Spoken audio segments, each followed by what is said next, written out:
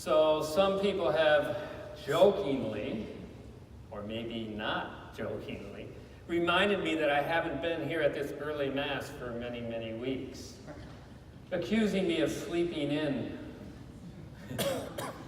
But I tell them, I also have another job. I'm the Vocation Director for the Conventual Franciscans.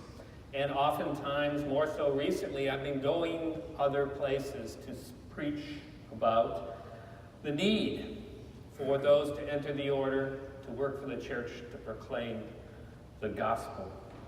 And so today, Father Tom asked me to do an appeal here at our home parish, my home parish.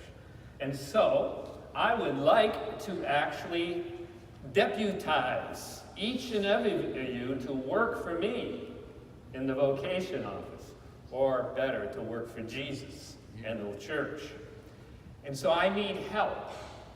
One of the things Jesus tells us in order to have more vocations for the church, religious life, sisters, brothers, but also priests, is to pray. That is the most important thing we really can do. And not everyone out there is really at a part in their life, a point in their life where they can become a friar or a sister or a priest. But all of us can pray for vocations. And so in your pews, at each end of the pews, both the sides and the middle, there are prayer cards, and I would like right now the person at the end to hand down the pew so that everyone gets one. And say this prayer under the blue cross.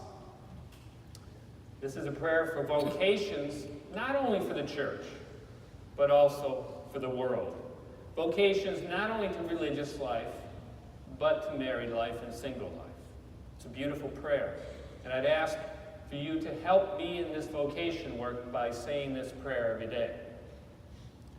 The next thing that I would like to suggest is, it was a long time ago when I was a working person in the world, going to church, trying to discern my vocation, and on a retreat, a priest asked me this question: have you ever considered being one of those crazy Franciscans? I had been on the retreat. I was a member of one of our parishes in Southern California, and I was so inspired by the many Franciscans who ministered there, were approachable, were like regular people, yet got along, worked in community, and preached the gospel and led us spiritually. One was even my spiritual director and taught me how to pray. That I was telling people about these crazy Franciscans. But it wasn't until somebody asked me that question that I even considered if God was calling me to be a Franciscan. And so number two, I'm asking that each of us have the courage to say to one another, have you ever considered being a priest, a brother, or a sister, or a Franciscan? Because all of us have a vocation. Most of us have a vocation to married life. I'm kind of happy my mother and father accepted that vocation. Otherwise, right, none of us would be here. But some people are called to the single life, promoting the gospel, much like St. Paul. Some people are called to be priests, brothers and sisters in the church.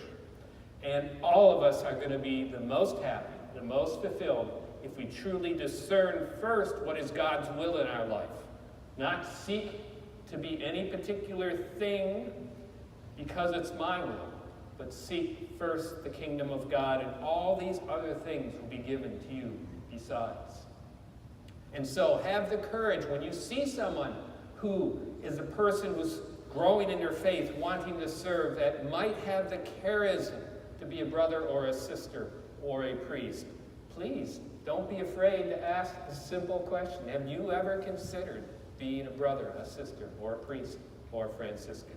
And especially parents to their children as we're growing up. Teach our children all the possible vocations, but teach them to seek a vocation, to do God's will, to answer God's call. And then finally, the third thing I'd like to ask, have any of you young men, 18 to the 40s, thought about being a Franciscan? one of those crazy Franciscans? If so, 2 weekends from now, April 20 through 22nd, there is a come and see weekend here in Castro Valley at our Redwood Road Friary. And so I'd like to ask you to consider coming to learn more about what Franciscan life is like, to learn more about our spirituality, get to meet and pray with some of the friars. If you are a young man 18 to the 40s, talk to me if you're thinking about the retreat, and I will explain more to you. But if you're not, and you know somebody who is, please take a flyer. So at the entrance to the church, there are flyers. Professionally made. I made them.